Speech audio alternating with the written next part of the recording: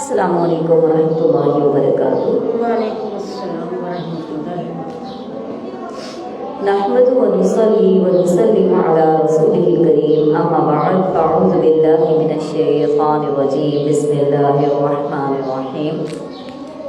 رب اشرح لي صدري ويسر لي امري واحلل عقدة من لساني يفقهوا قولي رب زدني علما ربنا زدنا علما نافعا وعملا متقبلا سبحانك لا علم لنا إلا ما علمتنا إنك أنت العليم الحكيم۔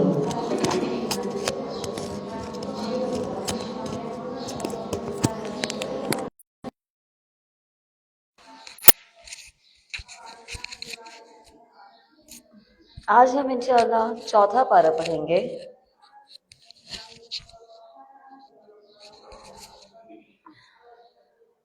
آج ہم انشاءاللہ نواں پارہ پڑھیں گے۔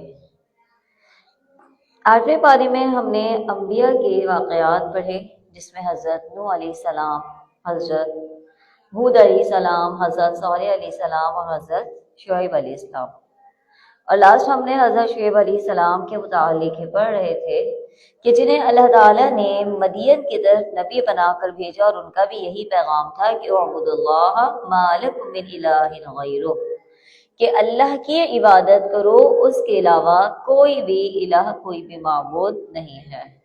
ان کے قوم کا گناہ کیا تھا کہ وہ ناپ تول میں کمی کیا کرتے تھے، تو ان کے نبی حضرت شعیب علیہ السلام نے انہیں اسی چیز سے روکا۔ تو انہوں نے کہا قال الملأ الذین استکبروا من قومہ، کہا ان لوگوں نے جو کہ سردار تھے، متکبر سرداروں نے کہا کہ اے شعیب لنخرجنک یا شعیب والذین آمنوا، کہ ہم ضرور آپ کو نکال دیں گے، اور ان لوگوں کو جو آپ کے ساتھ ہیں ہم اپنی بستی سے نکال دیں گے، یا تم ہمارے مذہب میں پھر آؤ، یعنی جو ہمارا طریقہ ہے، ہمارا مذہب ہے، اس پر آ جاؤ، نہیں تو ہم تمہیں اور تمہارے ساتھ ایمان لانے والوں کو سب کو نکال دیں گے، اگرچہ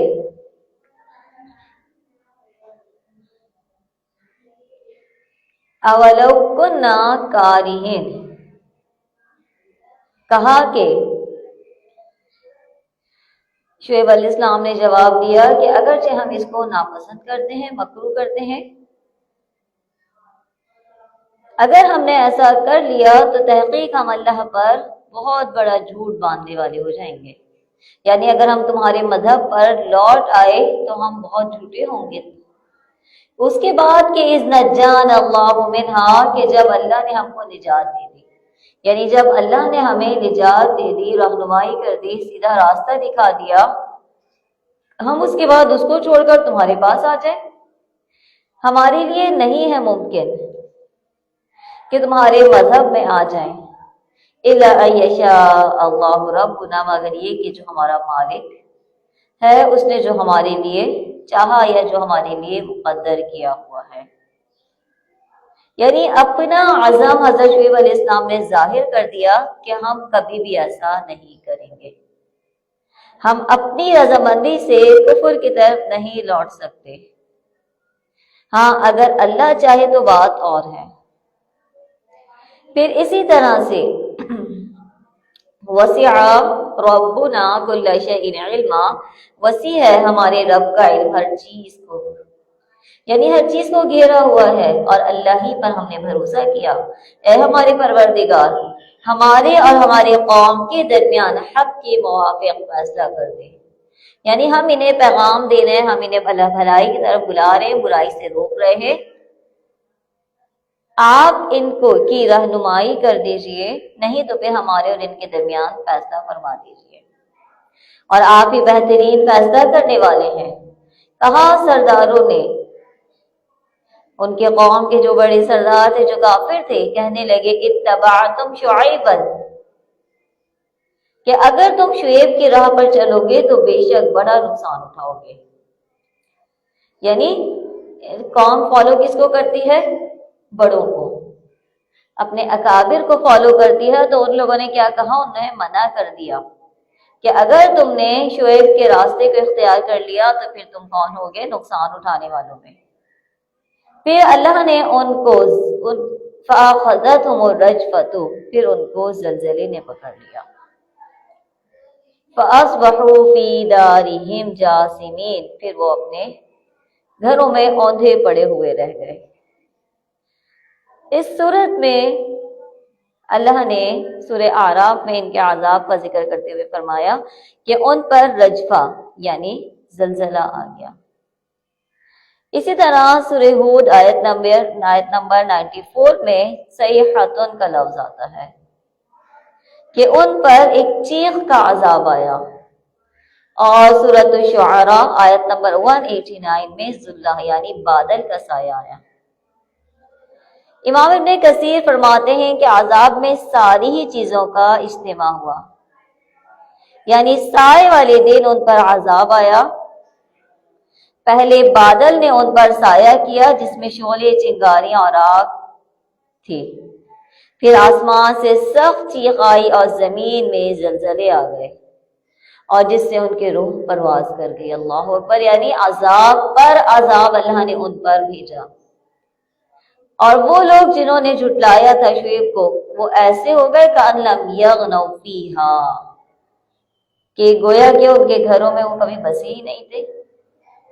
یعنی کوئی ایسا حادثہ ہوتا ہے، دیکھتے ہیں تو لگتا ہے یہاں جیسا کہ آباد ہی نہیں ہوا تھا۔ ہنستے بستے گھر جب ٹوٹ جاتے ہیں، خراب ہو جاتے ہیں، کسی اچانک حادثے کا شکار ہو جاتے ہیں، تو ایسا ہی ہوتا ہے نا، گویا کہ یہاں آباد ہی نہیں تھے۔ تو اللہ نے فرمایا کہ ان کی پوری قوم کو ہم نے ایسا کر دیا جیسے کہ یہ یہاں رہے ہی نہیں، کبھی نے اس دنیا نے کبھی فائدہ ہی نہیں دیا تھا، کوئی ان کے کام نہیں آیا۔ اور وہ لوگ جنہوں نے جھٹلایا شعیب کو، وہ نقصان اٹھانے والے ہو گئے۔ اس وقت شعیب اور ان کی قوم منہ موڑ کر چلے اور فرمانے لگے، اے میری قوم، میں نے تم کو اپنے پروردگار کے احکام پہنچا دیے تھے، اور میں نے تمہاری خیر خواہی کی، پھر میں نے ان کافر لوگوں پر کیوں کافر لوگوں پر رنج کروں؟ یعنی جب میں انہیں بار بار تبلیغ کر رہا تھا، سمجھا رہا تھا، پیغام پہنچا رہا تھا کہ تم پر افسوس، تم پر عذاب آئے گا، اس وقت تم جلدی کر رہے تھے عذاب کی، تم اپنے گناہوں کو ختم نہیں کر رہے تھے، ناپ تول میں کمی کرتے ہو، اس کو پورا نہیں دے رہے تھے، تم اللہ پر ایمان نہیں لے کر آ رہے تھے، تو پھر میں کیوں کر افسوس کروں تم پر؟ اور ہم نے کسی بستی میں کوئی نبی نہیں بھیجا کہ وہاں کے رہنے والوں کو ہم نے بیماری اور محتاج میں نہ پکڑا ہو تاکہ وہ گڑ گڑائیں۔ پھر ہم نے اس بدحالی کی جگہ خوشحالی بدل دی، یہاں تک کہ ان کو خوب ترقی ہوئی اور کہنے لگے کہ ہمارے آباء و اجداد کو بھی تنگی اور راحت پیش آئی تھی، تو ہم نے ان کو اچانک سے پکڑ لیا۔ یعنی فقر و فاقہ، بیماری، یہ بطور آزمائش ان لوگوں پر آتی ہے۔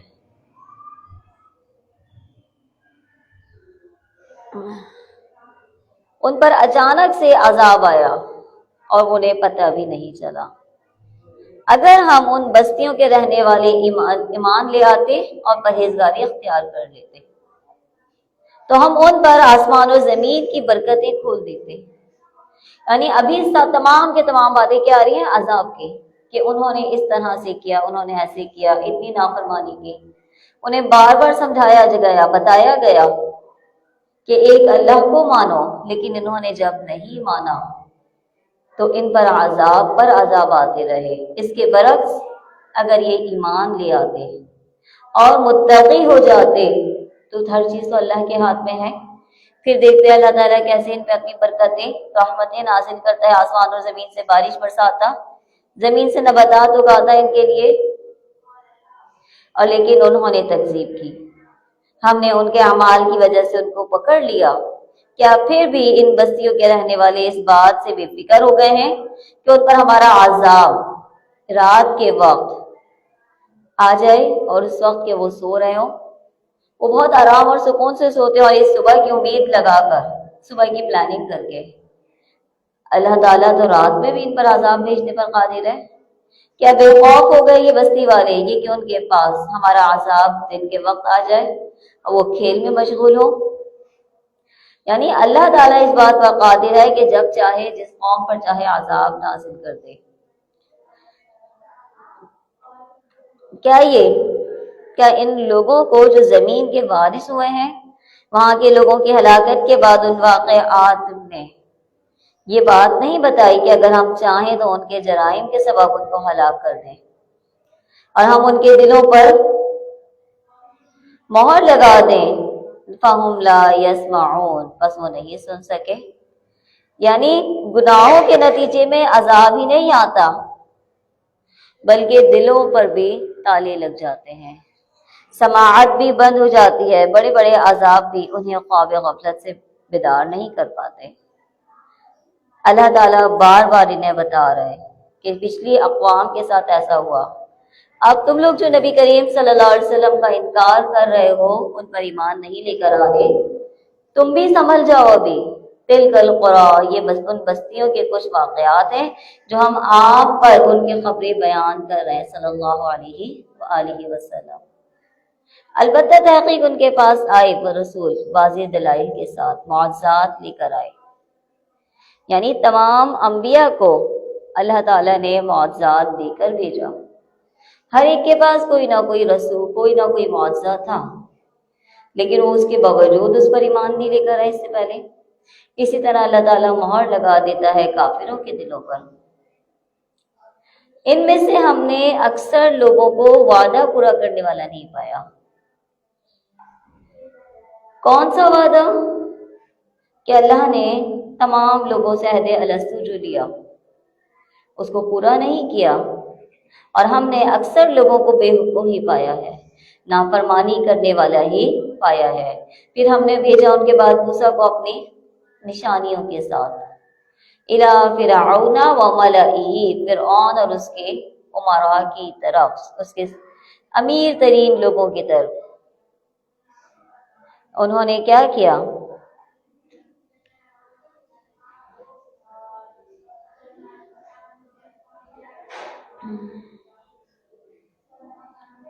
اللہ فرماتے ہیں ہم نے فرعون اور اس کے سرداروں کی طرف وہاں بھیجا، فَظَلَمُوا بِهَا، تو انہوں نے ظلم کیا اس کے ساتھ۔ بس دیکھو کس طرح سے انجام ہوا فساد کرنے والوں کا۔ کہا موسیٰ نے اے فرعون، بے شک میں رسول ہوں اس ذات کی طرف سے جو تمام جہانوں کا رب ہے، میرے لیے یہی نشانیاں ہیں، یہی حقیقت ہے کہ اللہ کے سوائے اللہ کے میں کوئی بات بھی اللہ کی طرف نہیں کہتا مگر حق ہی کہتا ہوں۔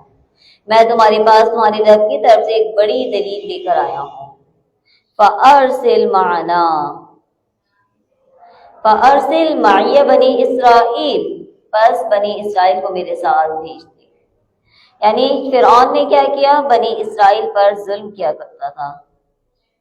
بنی اسرائیل جن کا اصل مسکن شام کا علاقہ تھا، حضرت یوسف علیہ السلام کے زمانے میں مصر چلے گئے تھے، پھر وہیں کے ہو کر رہ گئے۔ فرعون نے ان کو غلام بنا لیا اور ان پر طرح طرح کے ظلم کرتا رہا، جیسے کہ سورہ بقرہ میں بھی ہم نے پڑھا کہ کس کس طرح کے ظلم کیا کرتا تھا، حتیٰ کہ بیٹوں کو قتل کر دیا کرتا اور بیٹیوں کو زندہ چھوڑ دیا کرتا تھا۔ تو اس طرح کے ظلم اس نے کیے۔ تو حضرت موسیٰ علیہ السلام نے اس سے سب سے پہلے کیا کہا کہ میرے ساتھ بنی اسرائیل کو بھیج دے گی، دوبارہ شام کی طرف جا کر رہیں گے۔ کہا کہ ان کنت جئت بآیۃ فأت بہا، اگر کوئی معجزہ لایا ہے تم لے کر آ جا، دکھا دے اس کو اگر تو سچا ہے۔ پر حضرت عیسیٰ نے اپنا عصا ڈال دیا اور اچانک وہ ثعبان مبین، وہ صاف ایک اسدہ بن گیا۔ یعنی ایسا نہیں تھا چھپا ہوا جو ظاہر نہ ہو رہا، بلکہ واضح اسدہ بن گیا، اور اپنا ہاتھ باہر نکالا تو اچانک سب دیکھنے والوں کے لیے سفید روشن ہو گیا، چمکتا ہوا ہو گیا۔ یعنی دو معجزات اللہ نے انہیں اس وقت عطا کیے، ایک عصا اور ایک ید بیضا۔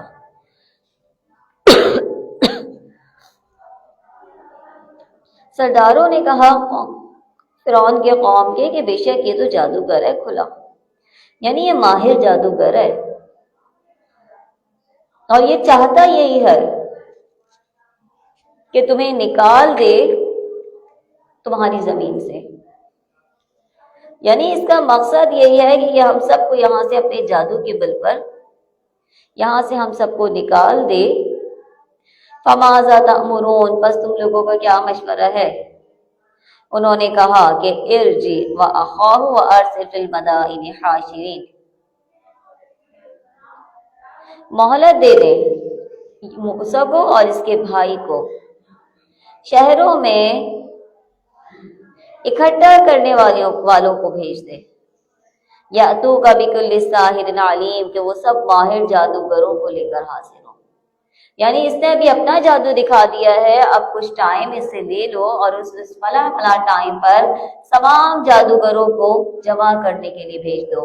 تمام کے تمام جادوگر سب جگہ سے جمع ہو کر آ گئے. فرعون نے کہا ان لنا لاجرا ان کننا نحن الغالبین.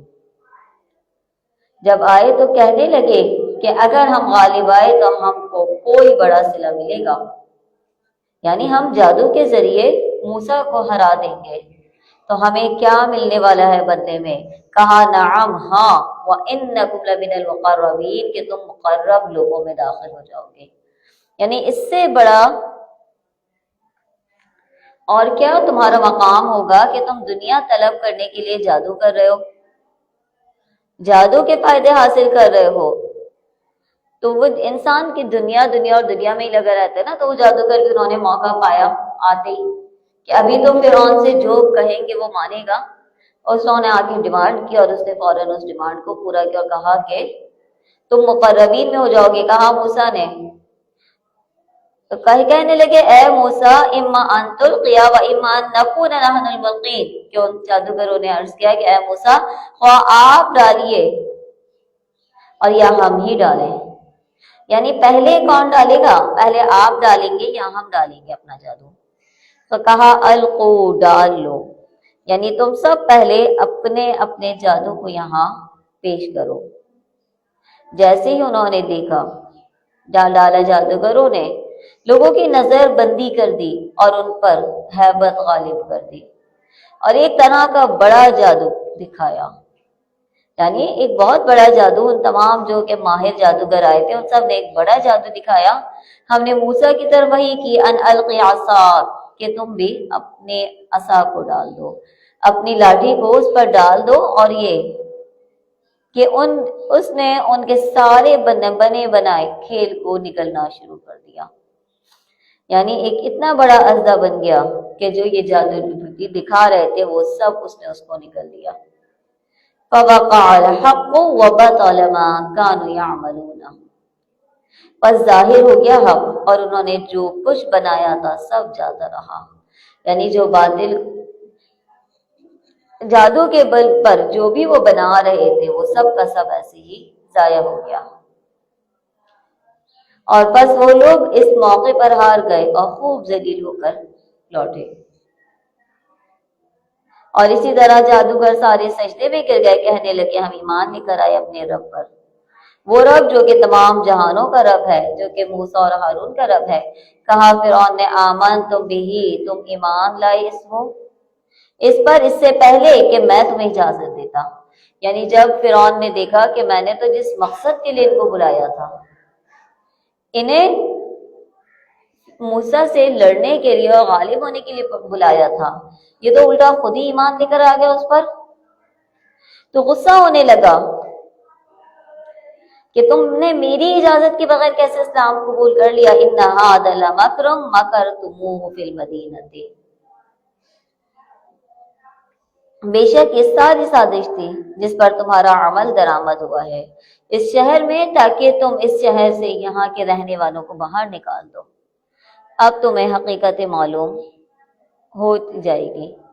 یعنی یہ تم اور یہ موسیٰ سب ملے ہوئے ہیں اور سب مل کر اس جادو کے زور پر ہم سب کو یہاں سے نکالنا چاہتے ہو، اور ضرور میں تمہارے ہاتھوں کو اور تمہارے پاؤں کو کاٹ دوں گا مخالف سب سے، پھر میں ضرور تمہیں سولی پر چڑھاؤں گا. کہنے لگے کہ انا الی ربنا منقلبون، کہ بے شک ہم اسی کی طرف لوٹنے والے ہیں.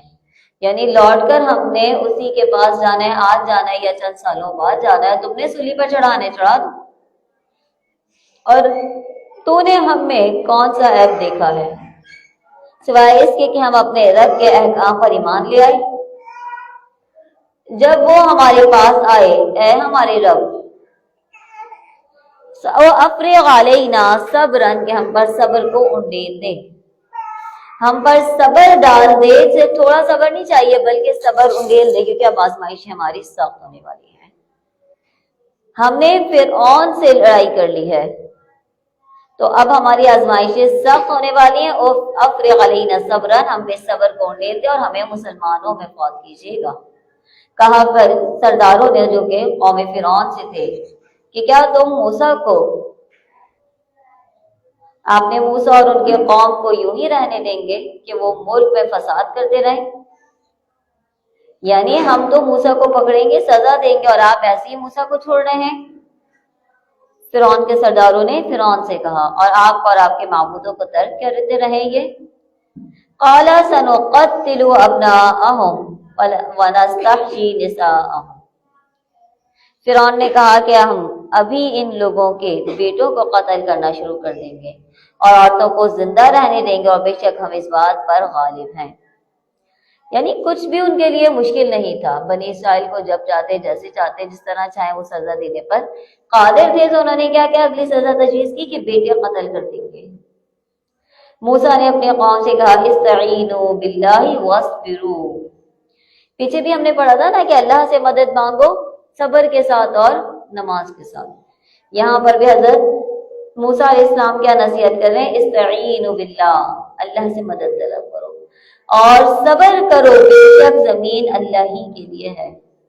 یورثھا من یشاء من عبادہ، یہاں سے اگر نکال بھی دیے گئے تو پریشان نہ ہو، ٹینشن میں آنے کی ضرورت نہیں ہے، بلکہ اللہ تعالیٰ اس بات پر قادر ہے، وہ وارث بنائے گا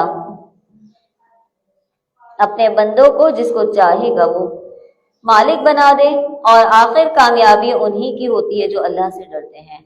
کہنے لگے اوذینا من قبل، کہ ہمیں ایذا دی گئی اس سے پہلے، ان تأتینا ومن بعد ما جئتنا، آپ کی تشریف آوری سے قبل بھی اور آپ کے تشریف لانے کے بعد بھی۔ آپ کی تشریف آنے سے قبل کون سی تکلیف تھی؟ کہ جیسے ہی فرعون نے خواب دیکھا تھا کہ ایک بچہ پیدا ہوگا جو اس کی بادشاہت کو چھین لے گا، وہ بچہ بنی اسرائیل سے ہوگا، تو اس نے بنی اسرائیل کے بیٹوں کو قتل کروانا شروع کر دیا اور بیٹیوں کو زندہ چھوڑنا۔ تو اسی لیے یہ لوگ کہہ رہے ہیں کہ اے موسیٰ، تم تو جب سے ہمارے پاس آئے ہو ہمیں کسی نہ کسی آزمائش میں مبتلا کیا جا رہا ہے۔ کہا کہ موسیٰ نے کہا کہ بہت جلد اللہ تمہارے دشمن کو ہلاک کر دے گا اور تمہیں زمین میں خلیفہ بنائے گا، پس دیکھو کس طرح سے ہوتا ہے انجام۔ فَيَنْظُرْ كَيْفَ تَعْمَلُونَ، پس دیکھو کس طرح سے تو عمل کرتے ہو۔ اسی طرح ہم نے لیا آل فرعون سے قحط سالی میں اور پھلوں کی کم پیداواری میں، تاکہ وہ سمجھ جائیں۔ یعنی ہم نے آل فرعون کو ان چیزوں میں مبتلا کیا، ان آزمائشوں میں ڈالا تاکہ وہ سمجھ جائیں، اور جب ان پر خوشحالی آ جاتی تو کہتے یہ تو ہمارے لیے ہونا ہی تھا، یعنی یہ تو ہمیں ملنا ہی تھا۔ قالوا لن لنا ہادی، یہ ہمارے لیے ہی تھا، ہمارا حق تھا اس پر، اس کامیابی پر۔ اور اگر انہیں کوئی برائی پہنچ جاتی ہے، بدحالی ہوتی ہے، تو موسیٰ اور ان کے ساتھیوں کو نحوست بتاتے ہیں کہ یہ موسیٰ اور اس کے ساتھی ہمارے لیے منحوس ہیں، ان کی وجہ سے یہ مشکل ہم پر آئی ہے۔ الا خبردار انما طائرهم عند اللہ، کہ ان کی جو نحوست ہے وہ اللہ کے علم میں ہے، لیکن ان کے اکثر لوگ نہیں جانتے۔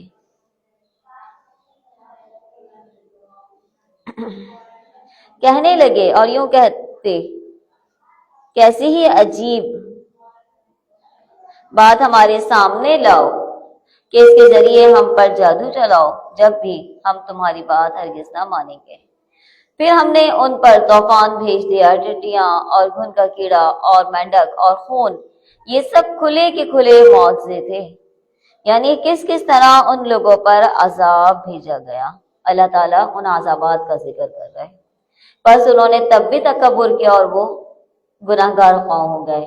جب ان پر کوئی عذاب واقع ہوتا تو یوں کہتے ہیں اے موسیٰ، ہمارے لیے اپنے رب سے اس بات کی دعا کر دیجیے اس نے آپ سے عہد کر رکھا ہے اگر آپ اس عذاب کو ہم سے ہٹا دیں تو ہم ضرور آپ کے کہنے پر ایمان لے آئیں گے۔ کہا انہوں نے، پھر جب ان سے عذاب کو ایک خاص وقت تک دور کر دیا گیا تو ہم بالغوہ اذا ہم ینکثون، تو ہٹا دیتے تو وہ فوراً ہی عہد شکنی کرنے لگ جاتے ہیں۔ یعنی جب تک ان کو فائدہ ہوتا، عذاب ہٹا ہوا ہے، جب تک عذاب آنے کی وعید دی جا رہی تو بار بار کہا جا رہا ہے کہ اپنے رب سے کہو کہ ہمیں عذاب سے دور کر دے۔ پھر موسیٰ سے دعا کروائی، لیکن ہم نے فانتقمنا، پھر ہم نے ان سے بدلہ لیا، یعنی ان کو دریا میں غرق کر دیا۔ بِأَنَّهُمْ كَذَّبُوا بِآيَاتِنَا، وجہ کیا تھی کہ انہوں نے ہماری آیتوں کو جھٹلایا اور وہ اس سے غافل تھے۔ یعنی اللہ تعالیٰ ہر چیز پر قادر ہے، ہر بات پر قادر ہے، کب کیسے کس کو سزا دینی ہے اور کب کیسے کس پر عذاب نازل کرنا ہے، اللہ تعالیٰ اس بات پر بخوبی قادر ہے۔ اللہ نے انہیں غرق کر دیا، فرعون اور اس کی قوم کو۔ وَأَوْرَثْنَا الْقَوْمَ الَّذِينَ كَانُوا يَسْتَضْعَفُونَ مَشَارِقَ الْأَرْضِ، اور اس کے بعد پھر اللہ نے اس قوم کو وہاں زمین میں خلیفہ بنا دیا جو کہ وہاں زمین میں کمزور سمجھے جاتے تھے، اور اس کے مغربوں کی طرف الَّتِي بَارَكْنَا فِيهَا، پھر اللہ نے وہاں برکتیں بھی نازل کر دی۔ یہ تمہارے رب کی بات جو کہ پوری ہونے والی ہے۔ بنی اسرائیل پر اس وجہ سے انہوں نے صبر کیا اور ہم نے ہلاک کر دیا۔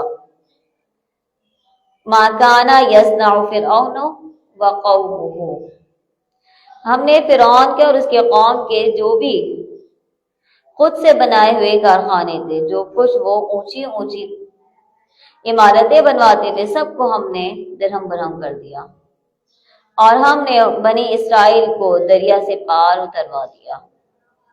یعنی کس طرح اللہ تعالیٰ نے حضرت موسیٰ علیہ السلام نے اس میں اپنا عصا ڈالا تو وہ پانی الگ الگ ہو گیا پہاڑوں کی مانند سائڈ پر، اور بیچ سے راستہ نکل آیا، اور موسیٰ اور ان کے قوم نے اس کو کراس کر لیا۔ لیکن جیسے ہی فرعون نے یہ دیکھا کہ موسیٰ اور اس کی قوم وہاں سے نکل کر جا رہے ہیں تو وہ بھی اپنی قوم لے کر جلدی جلدی وہاں دوڑا۔ جیسے ہی اس کی قوم مکمل پانی میں آ گئی تو اللہ تعالیٰ نے ان پر عذاب نازل کر دیا، اور یہ تمہارے رب کی طرف سے آزمائش ہے بڑی۔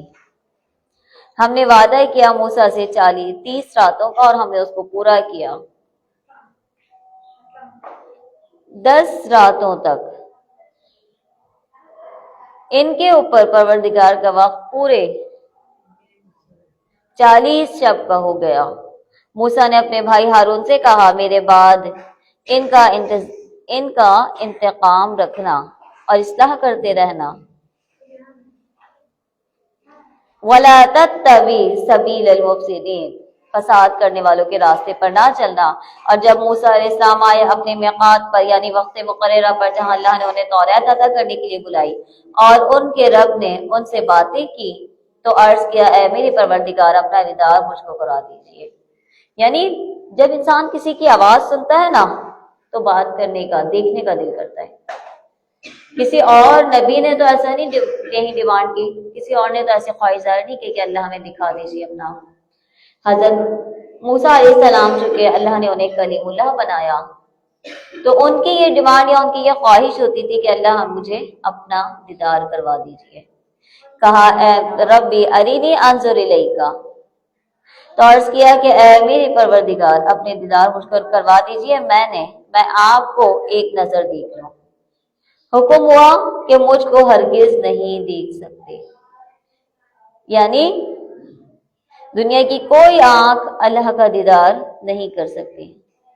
اور لیکن دیکھو پہاڑ کی طرف، اگر یہ اپنی جگہ پر ٹھہرا رہا ان قریب تم مجھے دیکھ لو گے، لیکن اگر یہ گر گیا تو پھر مجھے نہیں دیکھ سکتے۔ فَلَمَّا تَجَلَّى رَبُّهُ لِلْجَبَلِ، بس ان کے رب نے جو اس پر تجلی فرمائی،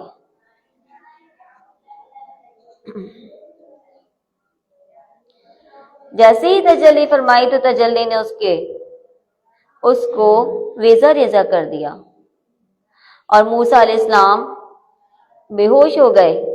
پس جب انہیں ہوش آیا کہنے لگے پاک ہے آپ کی ذات، میں توبہ کرتا ہوں آپ کی طرف اور میں سب سے پہلا فرما بردار ہوں۔ فرما بردار تو پہلے بھی تھے، ایمان لانے والے تو وہ پہلے بھی تھے، لیکن دیکھنے کی خواہش ظاہر کی۔ پس پھر ہوگا جو کچھ تم کو میں نے عطا کیا ہے اسی کے شکر گزار بندے بن جاؤ۔ اور ہم نے لکھ دیا ان کے لیے تختیوں میں ہر چیز کو نصیحت ہے، ہر چیز کی تفصیل ان کو کھول کر دے دی ہے، اور ہر چیز تم ان کی کوشش کے ساتھ عمل میں لاؤ اور اپنے قوم کو حکم کرو کہ ان کے پیچھے اچھے احکام پر عمل کریں۔ اب بہت جلد تم لوگوں کو ان نافرمانوں کا بدلہ معلوم ہو جائے گا۔ سأصرف عن آیات الذین یتکبرون فی الارض بغیر الحق، ایسے لوگوں کو اپنے احکام سے بتائیے، سکھائیے جو دنیا میں تکبر کرتے ہیں، جن کا کوئی حق ماننا ہی نہیں ہے، حتیٰ کہ اگر آپ انہیں اپنی ساری نشانیاں بھی دکھا دیں تب بھی یہ ایمان لے کر آنے والے نہیں ہیں۔ اگر آپ انہیں دکھائیں گے بھلائی کا راستہ لا یتخذوہ سبیلا، تو وہ اس راستے کو اختیار نہیں کریں گے۔ اگر وہ دیکھ لیں اس نافرمانی کے راستے کو، گناہ کے راستے کو، یتخذوہ سبیلا، تو اسی راستے پر چلنا شروع ہو جائیں گے، اسی کو پکڑ لیں گے۔ یہ اس وجہ سے انہوں نے ہماری آیات کو جھٹلایا اور وہ غافل تھے۔ اور وہ لوگ جنہوں نے ہماری آیات کو جھٹلایا اور آخرت کے دن کی ملاقات کا انکار کیا، ان کے سارے اعمال ضائع ہو گئے ہیں، اور نہیں وہ بدلہ دیے جائیں گے مگر جو وہ عمل کیا کرتے تھے۔ اور بنایا واتخذ قوم موسیٰ من بعدہ، اور موسیٰ کی قوم نے ان کے بعد اپنے زیوروں کا ایک بچڑا تیار کر لیا، جسد لہ خوار، ایسا بچڑا جو کہ قالب تھا، جس میں ایک آواز تھی۔ کیا انہوں نے یہ نہ دیکھا کہ وہ ان سے بات نہیں کرتا تھا اور ان کو کوئی راہ نہیں دکھاتا تھا؟ بے شک وہ سب ظالم تھے۔ وَلَمَّا سُقِطَ فِي أَيْدِيهِمْ، جب نادم ہوئے اور معلوم ہوا کہ واقعی وہ لوگ گمراہی میں پڑ گئے ہیں، تو کہنے لگے کہ اگر ہمارا رب ہم پر رحم نہ کرے اور ہمارے گناہوں کو معاف نہ کر دے تو ہم نقصان اٹھانے والے ہو جائیں گے۔ یعنی پہلے انکار، جب انہوں نے پہچان لیا تو اب توبہ کرنے لگے اور بخشش کروانے کی کوشش کرنے لگے۔ جب وہاں سے موسیٰ لوٹے اپنی قوم کی طرف غضبان آصفا، غصے سے بھرے ہوئے تھے، شدید غصے کی حالت میں تھے، اور کہا کہ تم نے میرے بعد یہ بڑی نامعقول حرکت کی ہے کہ اپنے رب کے حکم سے پہلے ہی تم نے جلد بازی کر لی۔ یعنی میں تو توریت لینے گیا تھا اور تم نے پیچھے اس کے ساتھ کیا کیا؟ تم نے بچڑے کو معبود بنا لیا اور جلدی سے تختیاں ایک طرف رکھی اور اپنے بھائی کا سر پکڑ کر ان کو اپنی طرف گھسیٹنے لگے۔ یعنی شدید غصہ کہ میں تمہیں یہاں کا نائب بنا کر گیا تھا، تمہیں میں نے یہاں مقرر کیا تھا ان لوگوں کی حفاظت کے لیے۔ حضرت ہارون علیہ السلام نے کیا کہا؟ قال ابن اما، کہ اے میرے ماں جائی بھائی، بے شک قوم نے مجھے کمزور سمجھا اور نہیں تھا قریب کہ یہ مجھے قتل کر دیں۔ یعنی میری باتوں کو انہوں نے نہیں مانا، نہ سنا، یہ مجھے کمزور سمجھتے تھے، بس مجھے برا بھلا نہ کہیے ان دشمنوں کو، اور نہ مجھے ان ظالم قوم کے ساتھ شمار کریں۔ کہا اے میرے رب مجھے بخش دے اور میرے بھائی کو، اور داخل کر ہمیں اپنی رحمتوں میں، اور تو ہی سب سے زیادہ رحم کرنے والا ہے۔ ان الذین اتخذوا العجل سینالوہم غضب، کہ بے شک جن لوگوں نے بچڑے کو معبود بنا لیا ان پر بہت جلد ان کے رب کی طرف سے عذاب، غضب اور ذلت اور دنیاوی زندگی میں آ ہی رہے گی۔ اسی طرح ہم جھوٹ باندھنے والوں کو سزا دیتے ہیں اور اسی طرح والذین عملوا السیئات، وہ لوگ جنہوں نے برے عمل کیے پھر توبہ کی اس کے بعد، اب وہ ایمان لے آئے بے شک آپ کا رب، اس کے بعد انہیں بخشنے والا رحم کرنے والا، یعنی گناہ ہو گئے، غلطیاں ہو گئیں، لیکن ایمان لانے والے تھے وہ ایمان لے کر آ گئے تو ان کو ان کے ایمان نے ان کی حفاظت فرما لی، اللہ نے انہیں بخش دیا۔ وَلَمَّا سَكَتَ عَن مُوسَى الْغَضَبُ، اور جب موسیٰ علیہ السلام کا غصہ ختم ہوا، دور ہوا ان سے غصہ، انہوں نے تختیوں کو اٹھا لیا اور ان لوگوں کے لیے جو اپنے رب سے ڈرتے تھے ہدایت اور رحمت تھی۔ اور موسیٰ نے 70 آدمی اپنے قوم میں سے ہمارے وقت معینہ کے لیے منتخب کر لیے، یعنی 70 آدمیوں کو بھیجا اپنے ساتھ معین مدت پر۔ وہ معین مدت کون سی تھی؟ توریت کو لینے جانا۔ جب انہیں زلزلے نے پکڑا اور کہا اے میرے رب، اگر تو چاہتا تو ہم ہلاک نہ ہوتے اس سے پہلے، اتہلکنا بما فعل السفہاء منا، کہ کیا آپ ہمیں ہلاک کریں گے اس وجہ سے جو ان بے وقوفوں نے کیا ہے؟ نہیں ہے یہ مگر صرف آزمائش ہے۔ تضل بہا من تشاء، یہ ساری کی ساری باتیں پچھلے قوموں کے واقعات، ہر چیز اللہ کیوں بتا رہا ہے؟ اس کے ذریعے کچھ لوگ تو گمراہ ہو جاتے ہیں اور کچھ لوگ ہدایت پر آ جاتے ہیں۔ بے شک آپ ہی ہمارے ولی ہیں، بس ہمیں بخش دیجیے، ہم پہ رحم فرمائیے، اور آپ ہی بہترین بخشنے والے ہیں۔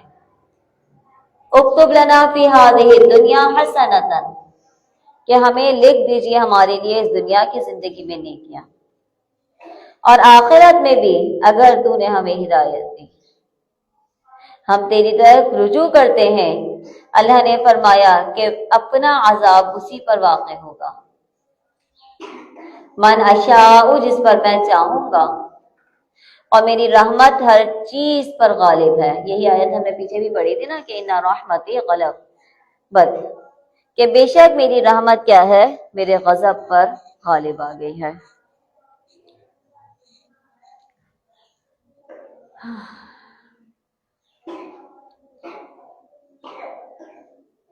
پھر ضرور میں لکھوں گا ان لوگوں کے نام جو اللہ سے ڈرتے ہیں اور جو پرہیزگار ہوتے ہیں اور جو ہماری آیتوں پر ایمان لاتے ہیں۔ یعنی یہ 4 صفات اللہ تعالیٰ نے بیان کی اور کہا کہ جن میں یہ صفات ہیں میں ان کے نام نیکوکاروں میں ضرور شامل کروں گا۔ اور وہ کون سی صفات تھی؟ تقوی، زکوٰۃ کی ادائیگی اور ایمان لے کر آنا۔ اس کے بعد الذین یتبعون الرسول، جو پیروی کرتے ہیں رسول کی، اور نبی امی کی، الذی یجدونہ مکتوبا عندہم، وہ لوگ اپنے پاس توریت اور انجیل میں لکھا ہوا پاتے ہیں، وہ ان کو نیک باتوں کا حکم فرماتے ہیں اور منع کرتے ہیں ان کو برائی سے، اور حلال کرتا ہے ان کے لیے پاکیزہ رزق اور حرام کرتا ہے ان پر ناپاک کو، اور ان لوگوں پر جو بوجھ اور توق ہے ان کو دور کرتے ہیں۔ سو جو لوگ اس نبی پر ایمان لائے ہیں اور اس کی حمایت کرتے ہیں، اس کی مدد کرتے ہیں اور اس نور کا اتباع کرتے ہیں جو ان کے ساتھ بھیجا گیا ہے، یہی لوگ کامیاب ہونے والے ہیں۔ اور کہہ دیجئے اے لوگوں، بے شک میں اللہ کا رسول ہوں، تمہارے پاس رسول بنا کر بھیجا گیا ہوں، اسی کے لیے بادشاہت ہے تمام کی تمام آسمان اور زمین کی، نہیں ہے کوئی بھی معبود سوائے اس کے، وہی زندہ ہے، اب وہی وہی امید، وہی زندگی دیتا ہے، وہی موت دیتا ہے۔ پس ایمان لے آؤ اللہ پر اور اس کے رسولوں پر، اور اس کے رسول نبی امی محمد صلی اللہ علیہ وسلم پر، جو اللہ پر ایمان لے کر آتے ہیں اور اس کے کلمہ پر، اور اسی کی پیروی کرتے ہیں، لعلکم تہتدون، تاکہ تم ہدایت پالو۔ اور قوم موسیٰ میں سے ایک جماعت ایسی ہے جو حق کی موافق ہدایت کرتی ہے اور اسی کے موافق انصاف بھی کرتی ہے، یعنی سارے کے سارے نافرمان نہیں ہے، سارے کے سارے ضد پر ڈٹے رہنے والے لوگ نہیں ہیں، بلکہ کچھ ایسے بھی ہیں جو موسیٰ پر ایمان لائے اور اپنے رب پر بھی ایمان لے کر آئے ہیں۔ وَقَطَّعْنَاهُمُ اثْنَتَيْ عَشْرَةَ أَسْبَاطًا أُمَمًا، اور ہم نے ان کو 12 خاندانوں میں تقسیم کر دیا، سب کو الگ الگ جماعت مقرر کر دی۔ اور ہم نے موسیٰ کو حکم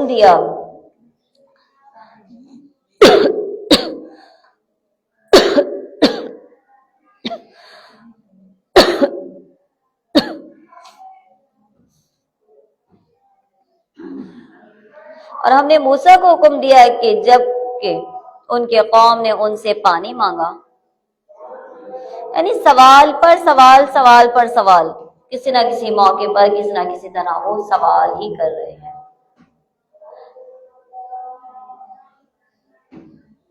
اور وہاں کہیں پانی موجود نہ تھا۔ اللہ نے پھر اپنا معجزہ دکھایا اور کہا کہ انضرب بعصاک الحجر، اپنے عصا کو فلاں فلاں پتھر پر مارو، پھر فوراً اس سے 12 چشمے پھوٹ پڑے۔ قد علم کل اناس مشربہم، تحقیق جان لیا ہر ایک نے اپنے گھاٹ کو، اپنی پینے کی جگہ کو، اور ہم نے سایہ کیا ان پر بادلوں کا، اور ہم نے ان پر من و سلوہ نازل کیا، کھاؤ پاکیزہ چیزیں۔ اور نہیں ہم نے ظلم کیا، لیکن یہ اپنے نفس پر ظلم کرنے والے تھے۔ اور جب کہا جاتا ہے ان سے رہو، یہیں رہو، ہذہ القریۃ، اس بستی میں جا کر رہو اور کھاؤ اس سے جس جگہ تم رغبت حاصل کرو۔ وقولوا حطۃ، اور جب جانا ہے، یہ واقعہ ہم نے پہلے بھی پڑھا نا کہ انہیں کیا کہا گیا تھا، سجدہ کرتے ہوئے داخل ہونا، لیکن انہوں نے سجدہ نہیں کیا اور ضد کرتے ہوئے حطۃ کی جگہ حنطۃ کہنے لگ گئے۔ داخل ہو جاؤ دروازے سے تاکہ تم بخش جاؤ، تمہیں بخش دیا جائے تمہارے گناہوں کو، ان قریب ہم بدلہ دیتے ہیں نیکی کرنے والوں کو۔ بس بدل دیا ان لوگوں نے جنہوں نے ظلم کیا اس بات کو سوائے اس کے جو انہیں کہی گئی تھی، بس ہم نے بھیجا ان پر عذاب آسمان سے، اور بما کانوا یظلمون، اس وجہ سے جو وہ ظلم کیا کرتے تھے۔ ان سے پوچھیے عن القریۃ، بستی والوں کے بارے میں، جو دریائے جو کہ وہاں حاضر تھے، قریب آباد تھے، اذ یعدون فی السبت، جبکہ وہ ہفتے کے دن زیادتی کرنے والے تھے۔ جب ہفتے کے دن، حیتانہم یوم سبتہم شرعا، کہ جب کہ ان کے ہفتے کے روز تو مچھلیاں ظاہر ہو کر ان کے سامنے آتے تھے، اور جب ہفتے کا دن نہ ہوتا تو ان کے سامنے نہ آتی تھی۔ ہمیں ان کی اس طرح آزمائش کرتے، اس کے بعد کہ وہ بھی بے حکمی کیا کرتے، نافرمانی کرتے، یعنی ہر چیز انہیں کھول کر بتا دی گئی، لیکن اس کے باوجود بھی وہ نافرمانی کیا کرتے تھے، ضد پر ہی ڈٹے رہے تھے۔ اور جب کہا امۃ منہم، ایک جماعت نے، لما تعظون قوم اللہ مہلکہم، تم ایسے لوگوں کو کیوں نصیحت کر رہتے ہو جن کو اللہ تعالیٰ ہلاک کرنے والے ہیں، ان کو سخت سزا دینے والے۔ انہوں نے جواب دیا کہ تمہارے رب کے حضور کرنے کے لیے، وَلَعَلَّهُمْ يَتَّقُونَ، تاکہ وہ تقوی اختیار کریں۔ فَلَمَّا نَسُوا مَا ذُكِّرُوا بِهِ، کہ جب وہ اس امر کو چھوڑنے والے ہو گئے جو انہیں نصیحت کی گئی تھی، انہیں بتایا گیا تھا، انہیں سمجھایا گیا تھا، ہم نے نجات دی ان لوگوں کو جنہیں منع کیا تھا برائی سے، جو رکتے رہتے تھے انسوئی برائی سے۔ ہم نے پکڑا ان لوگوں کو جنہوں نے ظلم کیا، ایک سخت عذاب نے انہیں پکڑ لیا جو وہ نافرمانی کرتے تھے۔ پس جب زیادتی کی انہوں نے، حد سے نکل گئے کہ جس سے انہیں منع کیا گیا تھا، ہم نے کہا ان کے لیے کونو قردۃ خاسئین، بندر اور ذلیل ہو جاؤ۔ اور وہ وقت یاد کرنا کہ اذ تأذن ربک لیبعثن علیہم الی یوم القیامۃ، کہ انہیں یہ بتا دیا گیا اس وقت کو یاد کرنا چاہیے کہ آپ کے رب نے یہ بات بتا دی کہ وہ ان یہود پر قیامت تک ایسے شخص کو ضرور مسلط کرتا رہے گا جو ان کی سزائیں شدید کی تکلیف پہنچاتا رہے، یعنی ایک کے بعد ایک سزا، ایک کے بعد ایک شدید تکلیف ان کو پہنچتی رہے گی۔ بے شک آپ کا رب جلد سزا دینے والا ہے، بے شک وہ بخشنے والا، رحم کرنے والا ہے۔ وَقَطَّعْنَاهُمْ فِي الْأَرْضِ، اور ہم نے دنیا میں ان کی مختلف جماعتیں کر دیں، ان میں سے منہم الصالحون منہم دون ذلک، ان میں سے کچھ نیک تھے اور کچھ اس کے علاوہ تھے، ہم نے انہیں آزمایا۔ بالحسنات وسیئات، ہم نے ان کی برائیوں کو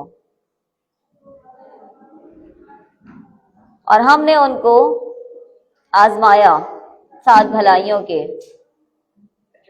اور برائیوں کے، لعلہم یرجعون، تاکہ وہ لوٹ آئیں۔ یعنی اللہ تعالیٰ کی آزمائش کیوں آتی ہے؟ تاکہ لوگ اللہ کی طرف لوٹ آئیں۔ پھر ان کے بعد ایسے لوگ ان کے جانشین ہوئے جو کتاب کو ان سے حاصل کیا اور اس دنیا کے لیے، دنیا کے مال و متاع کے لیے لے لیتے تھے اس کو۔ یعنی ان کی برائیاں کیا تھی؟ اللہ نے انہیں وارث بنایا تھا اور انہوں نے کیا کیا کہ وہ اللہ ہی کی کتاب میں تحریف کرنے لگ گئے، تبدیلیاں کرنے لگ گئے۔ نہیں آئی ان کے پاس ایسا ہی مال و متاع، تو اس کو بھی لے لیں گے وہ۔ کیا وہ نہیں لیا جائے؟ کیا ان سے اس بات کے، اس مضمون کے عہد نہیں لیے گئے تھے کہ اللہ کی طرف سوائے حق کے اور کسی بات کی نسبت کریں؟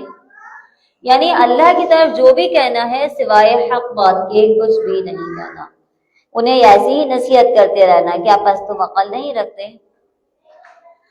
اور وہ لوگ یمسکون بالکتاب، کہ جو لوگ کتاب کے پابند ہیں اور نماز کی پابندی کرتے ہیں، بے شک ہم ان کے اجر کو ضائع نہیں کریں گے۔ اور جب ہم نے بدلہ لیا، اور جب اس وقت کو بھی یاد کرو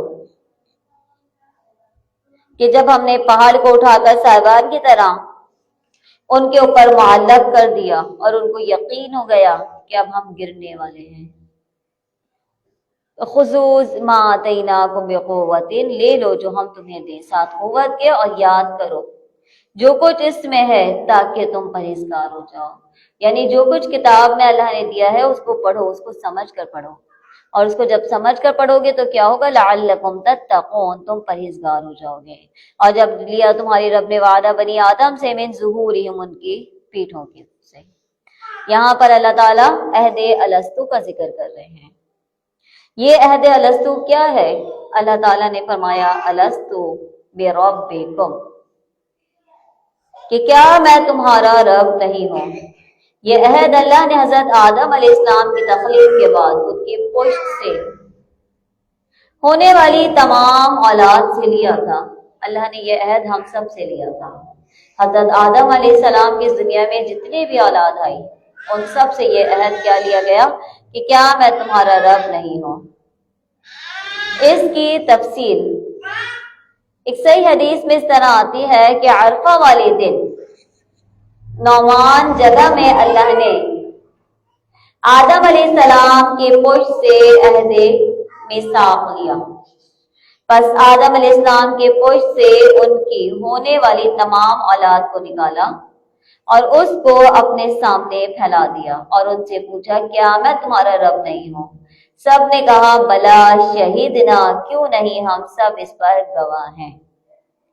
یعنی ہم سب اس بات کی گواہی دیتے ہیں، لیکن دنیا میں آئے اور دنیا میں آ کر اس عہد کو بھلا دیا۔ سوال یہ ہے کہ کیا ہمیں یاد ہے یہ عہد؟ کس کس کو یاد ہے؟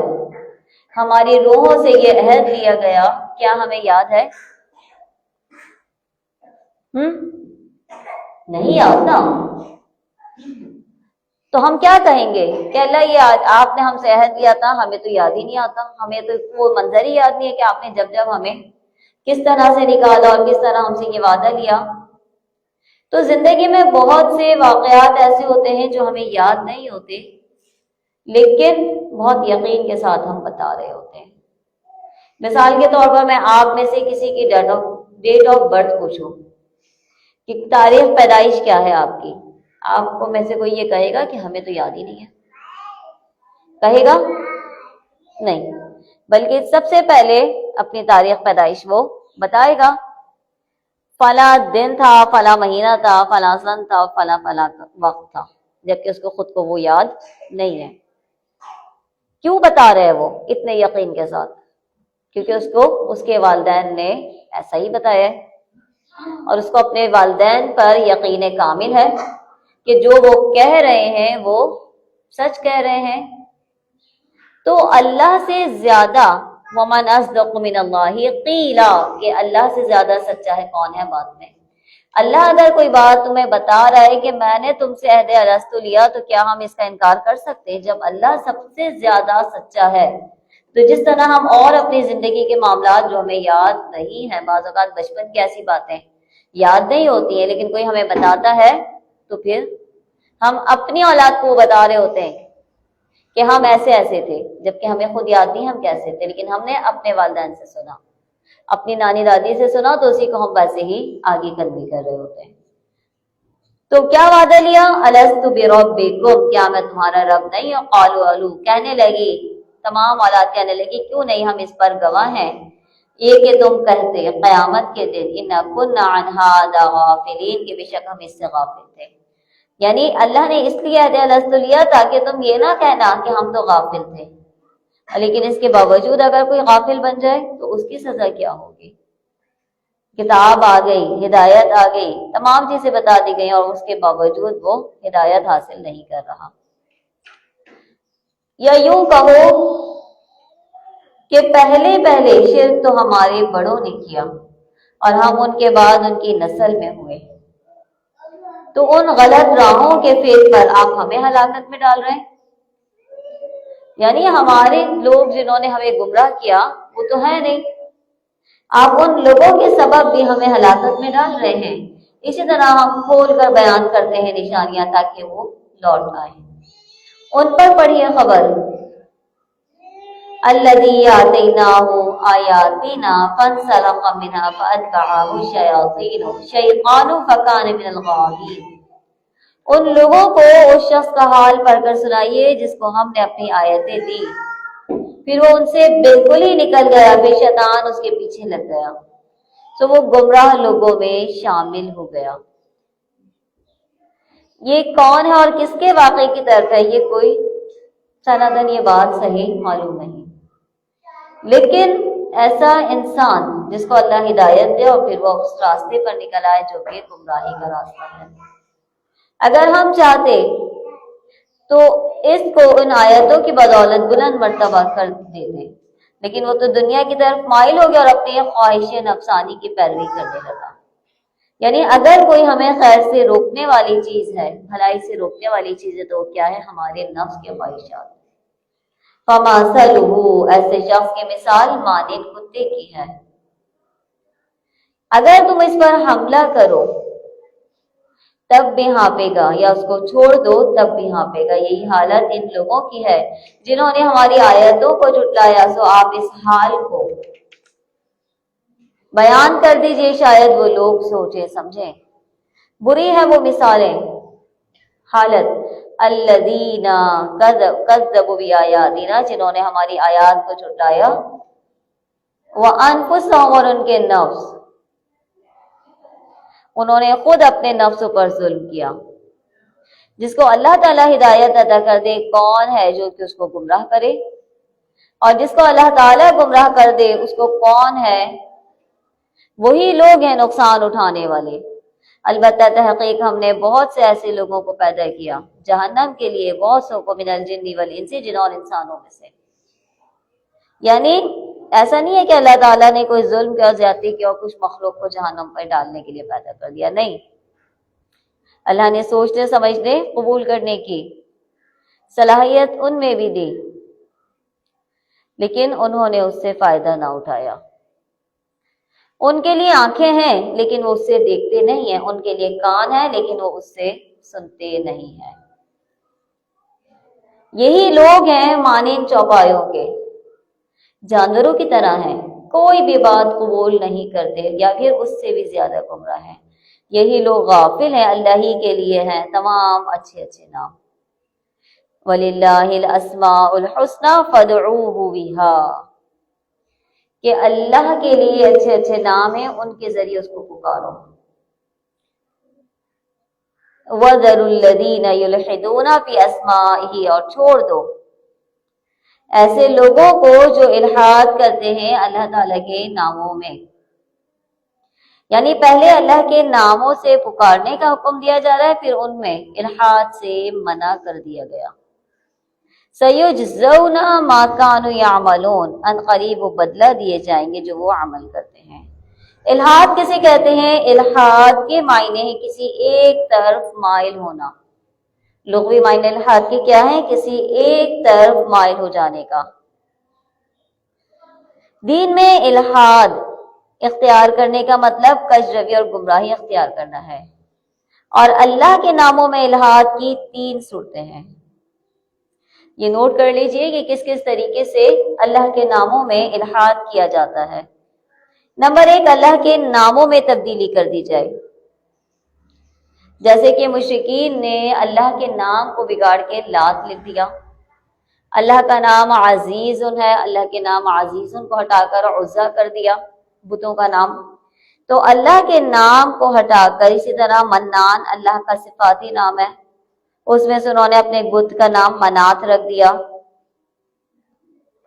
یہ کیا ہے؟ اللہ کے ناموں میں الحاد ہے کہ اللہ کے ناموں سے کو بدل کر کسی اور نام میں کسی اور بت وغیرہ کا نام رکھ دیا جائے۔ نمبر 2، اللہ کے ناموں میں اپنی طرف سے اضافہ کر لینا جس کا حکم اللہ نے نہیں دیا۔ اور نمبر 3، اللہ کے ناموں میں کمی کر دی جائے، مثلا اسے کسی ایک ہی مخصوص نام سے پکارا جائے اور دوسرے صفاتی ناموں سے پکارنے کو برا سمجھا جائے۔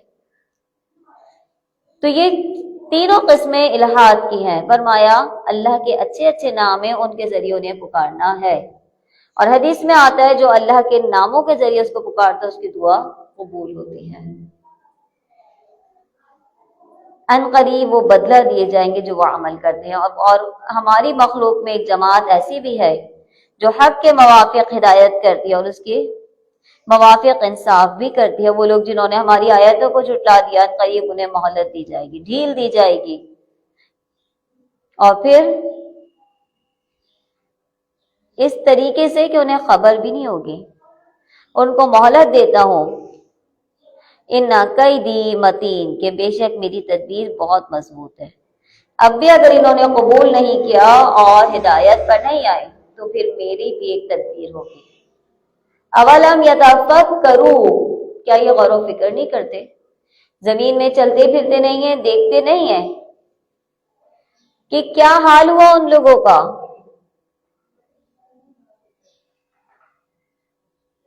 ان کو ذرا بھی جنون نہیں، وہ تو صرف ایک صاف صاف ڈرانے والے ہیں۔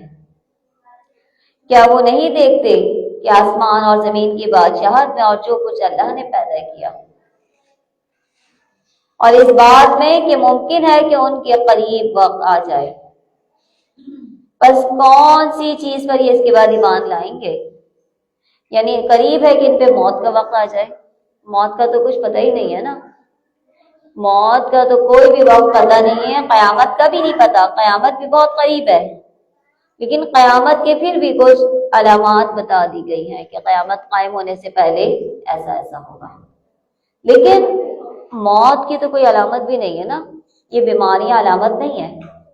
اللہ تعالیٰ جب چاہے، جس وقت چاہے، جس بیمار کو چاہے صحت مند کر دے، اور بالکل صحت مند انسان کو اللہ تعالیٰ موت دے دے، اللہ تعالیٰ اس بات پر قادر ہے۔ اور اسی طرح سے فرمایا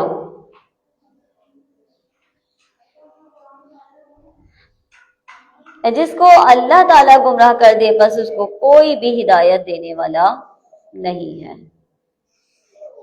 ہدایت اللہ سے مانگنی ہے، اللہ تعالیٰ میں ہدایت والا راستہ عطا کر دے۔ اہدنا الصراط المستقیم، اللہ ہمیں سیدھا راستہ دکھا دے۔ اور جس کو ہدایت گمراہ کر دیا جائے اس کو کوئی ہدایت دینے والا نہیں ہے، انہیں چھوڑ دیں ان کی سرکشی میں بھٹکتے ہوئے۔ وہ آپ سے سوال کرتے ہیں قیامت کے بارے میں کہ قیامت کب قائم ہوگی، کہہ دیجئے کہ اس کا علم صرف میرے رب کے پاس ہے۔ لا یجلیھا لوقتھا، نہیں وہ قائم ہوگی مگر اپنے وقت پر۔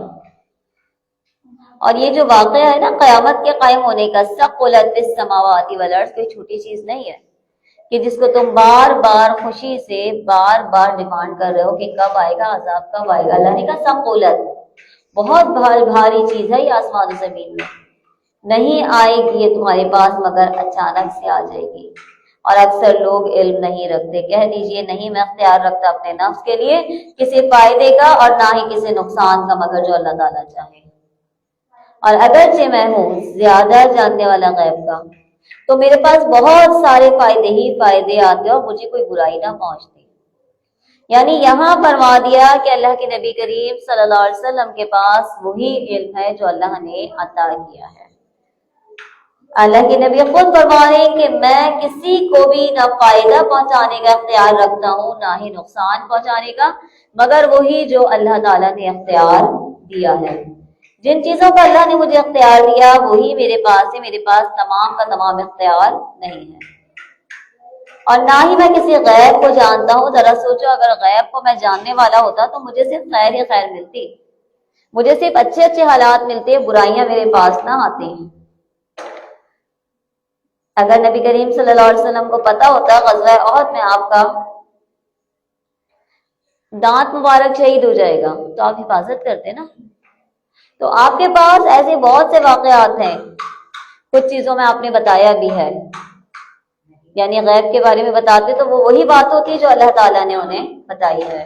ان انا الا نذیر مبین، نذیر و بشیر لقوم یؤمنون، کہ بے شک میں تو صرف ڈرانے والا اور خوشخبری دینے والا ہوں اس قوم کے لیے جو ایمان لے کر آنے والی ہے۔ اللہ ہی وہ ذات ہے جس نے تمہیں پیدا کیا ایک جان سے اور تمہارے لیے اس سے جوڑا بھی بنا دیا۔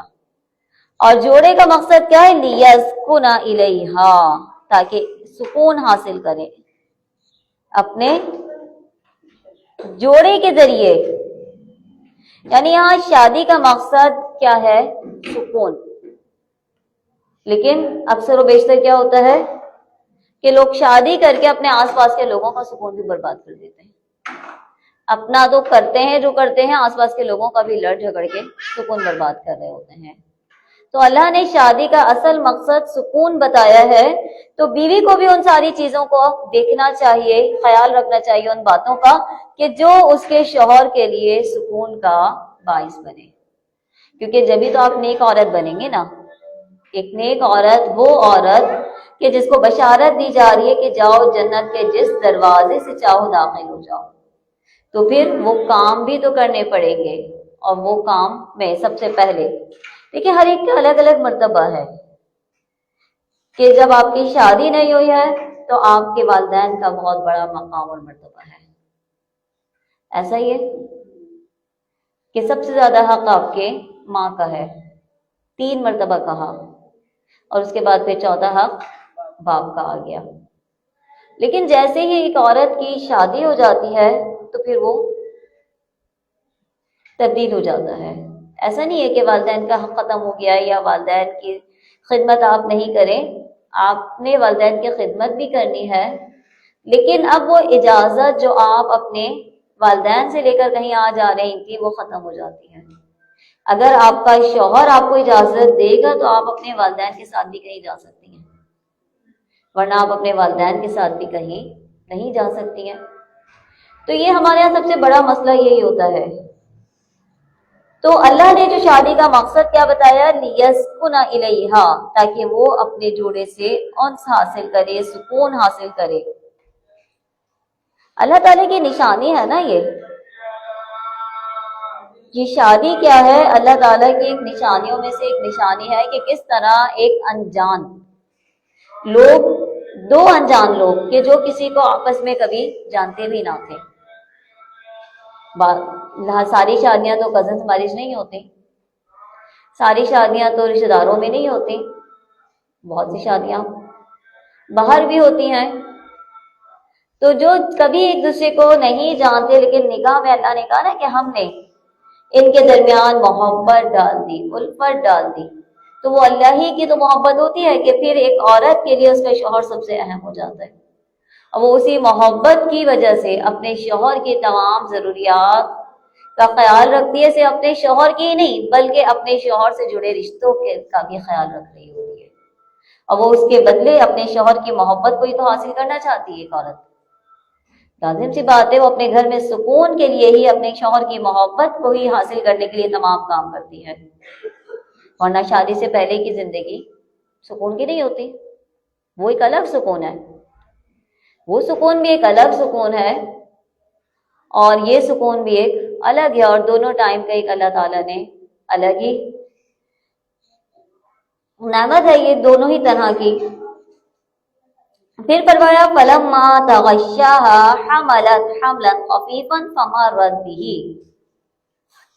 جب میاں بیوی نے ایک دوسرے سے قربت حاصل کی تو حمل ٹھہر گیا، تو اس کو لے کر وہ چلتی پھرتی رہی، اور جب فلما اثقلت، جب وہ حمل بھاری ہو گیا، یعنی جب وہ بوجھل ہو گئی، اور تو اپنے رب کو دونوں نے پکارا کہ اللہ اگر تو نے ہمیں نیک اولاد دے دی تو لنکونن من الشاکرین، ہم شکر گزاروں میں سے ہو جائیں گے، یعنی تو نے اگر ہمیں صحیح سلامت اولاد دے دی تو ہم تیرے خوب شکر گزاری کریں گے۔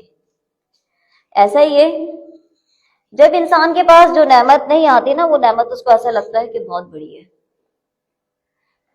بہت بڑی ہے، ہر نعمت کا یہی حال ہے، اور جب آ جاتی ہے تو اس کی قدر کم ہو جاتی ہے۔ یعنی جس وقت شادی ہوتی ہے اور شادی کے بعد چند سال گزر جائیں اور اولاد کی خوشخبری نہ ہو، تو ایک عورت کے لیے کتنی مشکل کا باعث ہوتا ہے یہ جملہ۔ ہمارے معاشرے میں عام طور پہ سوال کیا جا رہا ہوتا ہے، خاص طور پہ اگر دو شادیاں ایک ساتھ ہوئی ہیں، دو بہنوں کی یا دو بھائیوں کی، تو زیادہ کمپیئر کیا جا رہا ہوتا ہے کہ فلاں کے یہاں اولاد ہو گئی، اس کے یہاں ہوا نہیں ہوا، کسی ڈاکٹر کو دکھایا نہیں دکھایا، آپ کا کیا مسئلہ ہے، آپ زیادہ فکر کرنے والے ہیں اس کے متعلق۔ تو ایک عجیب ہے، تو انسان خود بھی کیا ہے، مانگ رہا ہوتا ہے، شدت سے مانگ رہا ہوتا ہے، خوب دعائیں کر رہا ہوتا ہے، اور جب وہ نعمت مل جاتی ہے تو پھر اس کو وہ نعمت نہیں لگ رہی ہوتی ہے۔ اولاد کیا ہے، ایک بہت بڑی نعمت ہے جو اللہ نے آپ کو عطا کی ہے، اور جب ہم اس کو نیک اولاد عطا کر دیتے ہیں تو پھر وہ صحیح سالم ہم اس کو اولاد دے دی تو اللہ کی دی ہوئی چیز میں وہ دونوں اللہ کے شریک قرار دینے لگے، اللہ اما یشرکون، شریک بنانے لگ گئے وہ اللہ کے ساتھ۔ فرمایا کہ کیا یہ ایسوں کو شریک ٹھہراتے ہیں جو کسی چیز کو بنا نہیں سکتے، اور وہ خود ہی بنائے گئے ہیں، یعنی وہ لوگ تو خود ہی پیدا کیے گئے ہیں، وہ کسی کو کہاں پیدا کر سکتے ہیں، اور نہ ہی وہ استطاعت رکھتے ہیں کسی قسم کی مدد کی، اور حتیٰ کہ وہ اپنے ہی نفس کی استطاعت نہیں رکھتے، اپنے ہی نفس کو فائدہ پہنچانے کی استطاعت نہیں رکھتے، تو تمہیں کیا استطاعت، تمہیں کیا فائدہ دے سکتے ہیں۔ یعنی شریک قرار دینے سے کیا مراد ہے، بعض اوقات مشرکانہ نام رکھ لینا۔ اولاد، سب سے پہلا اولاد کا حق کیا ہوتا ہے کہ اس کا نام صحیح رکھا جائے، سب سے پہلا حق کیا ہے کہ اس کا نام صحیح رکھا جائے۔ اگر کوئی شرکیہ نام رکھ رہا ہے، یعنی کسی بت کے نام پر رکھ دیا ہے یا کسی اور پیر کے نام پر اس کا نام رکھ دیا گیا اس بچے کا، تو یہ سارے کیا ہے، شرکیہ نام ہے۔ ناموں کے ذریعے بھی شرک کیا جاتا ہے، یا اپنی اولاد کو کسی مزار پر مقرر کروا دیا جائے کہ یہ یہاں کی خدمت کرنے کے لیے ہے، تو یہ سارے کا سارا شرک ہے۔ یعنی جب اللہ نے نہیں دی تو تم صرف اللہ کو پکارتے رہے، جب اللہ نے دے دی تو تم اللہ کو بھول گئے۔ وَإِن تَدْعُوهُمْ إِلَى الْهُدَىٰ لَا يَتَّبِعُوكُمْ، اگر تم ان کو کوئی بات بتانے کے لیے ان کو پکارو تو وہ تمہاری بات نہیں سنیں گے، یعنی تم انہیں ہدایت پر بلانا چاہتے ہو، ہدایت کی طرف دعوت دے رہے ہو، وہ نہیں سنیں گے، یہ برابر ہے ان کے لیے، ادعوتموہم ام انتم صامتون، کہ تم ان کو پکارو یا تم خاموش رہو۔ تو کیا ہم خاموش ہو جائیں گے؟ کچھ لوگ ایسے ہوتے ہیں جنہیں کہنے کا کوئی فائدہ ہی نہیں ہوتا۔ نہیں، کوشش کرتے رہیں گے، سمجھاتے رہیں گے، وہ چاہے ہدایت قبول کرے یا نہ کرے، آپ کے اکاؤنٹ میں اجر ضرور انشاءاللہ ملے گا۔ بے شک جو لوگ پکارتے ہیں اللہ کے علاوہ، یعنی واقعی تم اللہ کو چھوڑ کر جن کی عبادت کرتے ہو وہ بھی تم ہی جیسے بندے ہیں، سو تم ان کو پکارو، پھر ان کو چاہیے کہ تمہارا کہنا کر دیں اگر تم سچے ہو، یعنی تمہاری بات کو مانیں۔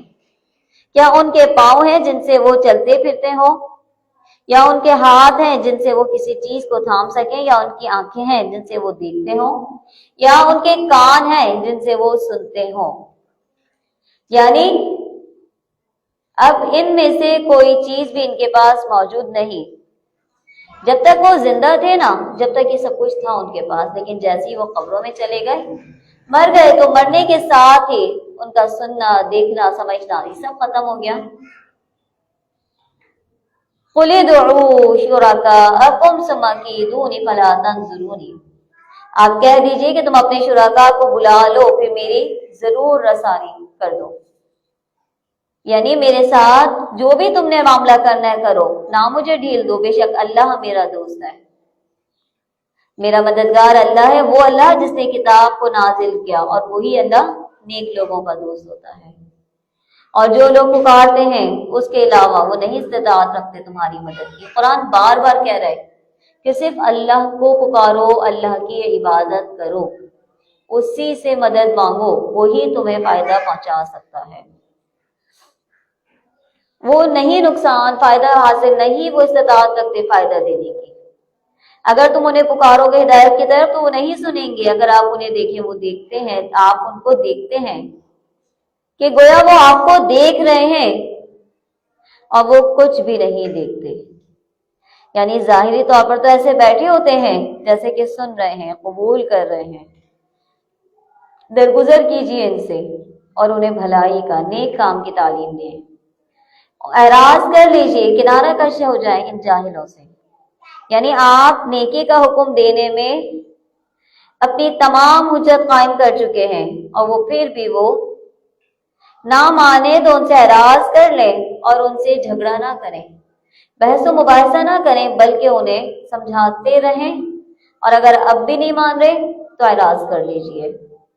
وَإِمَّا يَنزَغَنَّكَ مِنَ الشَّيْطَانِ، اگر آپ کو کوئی وسوسہ شیطان کی طرف سے آنے لگے تو اللہ کی پناہ مانگ لیں، فَاسْتَعِذْ بِاللَّهِ، اللہ کی پناہ طلب کر لیں، إِنَّهُ سَمِيعٌ عَلِيمٌ، بے شک وہ خوب سننے والا، جاننے والا ہے۔ یعنی شیطان آپ کو خیر سے روک رہا ہے، بھلائی سے روک رہا ہے، وسوسے ڈال رہا ہے، تو اللہ سے پناہ مانگیں نا، اللہ تعالیٰ اس پر غالب ہے، اللہ تعالیٰ اس کو بھی کنٹرول کر سکتا ہے، تو اللہ سے پناہ طلب کیجیے، بے شک وہ سننے والا، جاننے والا ہے۔ ان الذین اتقوا اذا مسهم طائف، یقیناً جو لوگ خدا ترس ہیں جب ان کو کوئی خطرہ شیطان کی طرف سے آ جاتا ہے تو وہ یاد میں لگ جاتے ہیں، اچانک ان کی آنکھیں کھل جاتی ہیں، اور جو شیاطین کے تابع ہیں وہ ان کی گمراہی میں کھینچے لے جاتے ہیں، اور وہ بس وہ باز نہیں آتے، یعنی وہ انہی کوششوں میں لگے رہتے ہیں، نافرمانیوں کی کوششوں میں۔ اور جب آپ کوئی معجزہ ان کے سامنے ظاہر نہیں کرتے تو وہ لوگ کہتے ہیں کہ آپ یہ معجزہ کیوں نہیں لائے، یعنی وہ ایسا معجزہ جو ان کے کہنے پر ان کے خواہش کے مطابق ظاہر کر کے دکھا دیا جائے، جو مانگے وہ انہیں فوراً مل جائے، ایسا معجزہ وہ مانگ رہے ہیں۔ کہہ دیجئے کہ انما اتبع ما یوحی الی من ربی، کہ میں اس کا اتباع کرتا ہوں جو مجھے پر میرے رب کی طرف سے بھیجا گیا ہو۔ یہ دلیلیں ہیں آپ کے رب کی طرف سے، اور یہ ہدایت ہے قرآن، اور یہ رحمت ہے اس قوم کے لیے جو ایمان لے کر آنے والی ہے۔ یعنی اللہ ہم سے محبت کرتا ہے، اسی وجہ سے تو اللہ تعالیٰ ہر چیز ہمیں بتا رہا ہے، اس نے ہمیں کتاب دے دی ہے کہ اس سے رہنمائی حاصل کرو، اس کے ذریعے پھر تم کامیاب ہو جاؤ گے۔ اور جب ان پر قرآن کریم پڑھا جائے، وَإِذَا قُرِئَ الْقُرْآنُ، اور جب قرآن پڑھا جائے، فَاسْتَمِعُوا لَهُ، تو غور سے سنو، وَأَنصِتُوا، اور خاموش ہو جاؤ، لَعَلَّكُمْ تُرْحَمُونَ، تاکہ تم پر رحم کیا جائے۔ یعنی جب قرآن پڑھا جائے، قرآن کی تلاوت ہو رہی ہو، قرآن خواہ وہ موبائل میں کہیں چل رہا ہے، یا آپ کسی بس میں ہیں، یا آپ کہیں سے بھی گزر رہے، وہاں آپ کو قرآن کی تلاوت کی آواز آ رہی ہے، تو آپ پر لازم ہے کہ آپ نے وہاں خاموشی اختیار کرنی ہے۔ اسی طرح تراویح میں جب قرآن کریم پڑھا جا رہا ہوتا ہے تو بعض لوگ پیچھے بیٹھے ہوئے ہوتے ہیں، ان میں اگر نہیں ہے ہمت کھڑے ہو کر نماز پڑھنے کی تو وہ بیٹھ کر پڑھ سکتے ہیں، لیکن پیچھے بیٹھ کر جب قرآن پڑھا جا رہا ہے تو وہ باتوں میں اگر مشغول ہے تو پھر رحمت سے تو دور ہوں گے۔ تو لازم ہے کہ جب بھی قرآن پڑھا جائے، آپ کو تراویح کی فضیلت پتہ ہے کیا ہے؟ کیا سوچ کے گھر سے نکل کر آتے ہیں کہ جس وقت ہم افطار کرتے ہیں نا، تو افطار کے بعد تو بالکل ہمت نہیں ہوتی اٹھنے کی، وہ ڈھیر افطار کے برتنوں کا دھونا یا وہ چائے کو بنا کر سب کے آگے پیش کرنا، وہ کتنا مشکل کام ہوتا ہے۔ ہمت ہوتی ہے وہ کرنے کی، وہی کرنے کی ہمت نہیں ہوتی، لیکن پھر خود کے اندر ہمت سمیٹنا، جمع کرنا، اور پھر دوڑتے ہوئے کسی ایسے مقام پر پہنچ جانا جہاں تراویح پڑھائی جا رہی ہے، اور شوق سے جستجو سے وہاں جا کر تراویح پڑھنا، کیا چیز لے کر جاتی ہے؟ کیا چیز آپ کو موٹیویٹ کرتی ہے کہ نہیں یہ سال ہے ابھی گزر جائے گا، یہ ایک ہی تو مہینہ، ایام معدودات، گنتی کے چند دن ابھی گزر جائیں گے، سارے کام کاج آرام تو ہم کرتے ہی رہتے ہیں، پورے سال کر رہے ہیں نا، یہ دن تو ایسے ہی گزر جائیں گے۔ حدیث میں آتا ہے من قام رمضان ایمانا واحتسابا غفر له ما تقدم من ذنبه، کہ جو کوئی بھی رات میں قیام کرے گا رمضان کی، یعنی رمضان کی راتوں میں جو قیام کرے گا، تراویح پڑھے گا، اس کے پہلے گناہ سارے کے سارے معاف کر دیے جائیں گے۔ تو روزے کا مقصد بھی یہی ہے، تراویح کا مقصد بھی یہی ہے۔ اگر ہم اوور آل دیکھیں رمضان المبارک کا، تو اس کا مقصد یہی ہے کہ ہم اپنی بخشش کروا لیں اور اپنے اندر تقوی پیدا کر لیں۔ جو اعمال ہم رمضان المبارک میں کر رہے ہیں، اللہ تعالیٰ سے یہ دعا کریں گے کہ اللہ تعالیٰ ہمیں استقامت عطا کرے اور ہم وہ کام پورے سال کرنے والے بن جائیں، ہم صرف رمضان کے مسلمان نہ ہوں بلکہ پورے سال کے مسلمان ہوں۔ پھر فرمایا وَاذْكُر رَبَّكَ، اور اپنے رب کی یاد کیا کریں، اپنے دل میں عاجزی کے ساتھ اور خوف کے ساتھ، اور زور کی آواز کی نسبت کم آواز کے ساتھ، یعنی کسی بھی طرح کریں، بلند آواز میں کریں، آہستہ کریں، تنہائی میں کریں، صبح اور شام، اور اہل غفلت میں شمار مت ہونا۔ اللہ اکبر، یعنی جو صبح شام اللہ کا ذکر نہیں کر رہے، یہاں سے کیا بات معلوم ہوئی کہ وہ غافل لوگ ہیں۔ کہیں ہم بھی غفلت میں تو نہیں ہیں؟ ہم اگر صبح شام ہر وقت اللہ کا ذکر نہیں کر رہے تو پھر ہم بھی غافلوں میں ہو جائیں گے۔ بے شک وہ لوگ آپ کے یقیناً جو آپ کے رب کے نزدیک ہیں، وہ اس کے عبادت سے تکبر نہیں کرتے۔ تکبر کیسے کر سکتا ہے ایک بندہ؟ پیدا کرنے والی ذات وہی، ساری نعمتیں دینے والی ذات وہی، تو وہ اس سے تکبر نہیں کرتے، اس کی پاکی بیان کرتے اور اس کو سجدہ کرتے ہیں۔ قرآن کریم کا سجدہ تلاوت پہلا سجدہ یہاں ہوتا ہے، تو پہلے سجدہ کرتے ہیں، پھر ہم اپنی کلاس کو کنٹینیو کرتے ہیں۔